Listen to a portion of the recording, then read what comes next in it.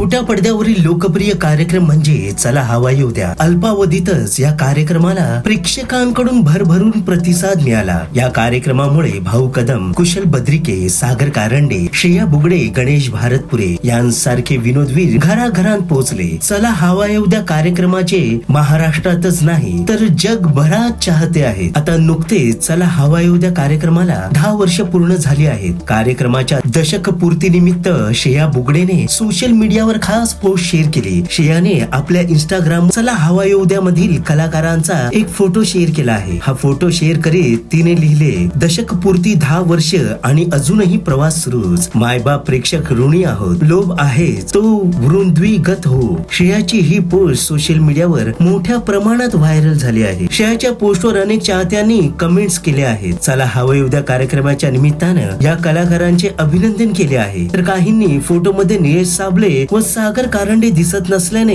नाराजी व्यक्त केली आहे. एकाने कमेंट करीत लिहिले, निलेश साबळेचे नाव द्यायला हवे होते, ज्यांच्यामुळे हा शो सुरू झाला आणि त्यांनीच 10 वर्ष चालवली. तर दुसऱ्याने निलेश आणि सागर का नाही, त्यांना एका भागासाठीही तुम्हाला बोलावता आलं का नाही, हे किती वाईट आहे अशी कमेंट केली आहे. काही दिवसांपूर्वी चला हवा येऊ द्या कार्यक्रमातून निलेश साबळेने निरोप घेतला. एका मुलाखतीत निलेशने याबाबतचा खुलासा केला होता. तब्येतीच्या कारणाने मी या कार्यक्रमात बाहेर पडत आहे असं त्याने सांगितलं. आता चला हवा येऊ द्या कार्यक्रमातून बाहेर आल्यानंतर निलेश मोठ्या पडद्यावर झळकणार असल्याचे सांगण्यात येत आहे. चला हवा येऊ द्याचा पहिला भाग 2014 साली प्रेक्षकांच्या भेटीला आला होता. सुरुवातीला या कार्यक्रमाला प्रेक्षकांचा भरघोस प्रतिसाद मिळाला, पण नंतर या कार्यक्रमाचा TRP घसरतच गेला. त्यामुळे सध्या हा कार्यक्रम 4-5 महिन्यांच्या गॅपवर चालला आहे. आता चला हवा येऊ द्या पुन्हा कधी सुरू होणार याकडे प्रेक्षकांचे लक्ष लागले आहे. तर मंडळी, तुर्तास इतकंच. या विश्लेषण बद्दल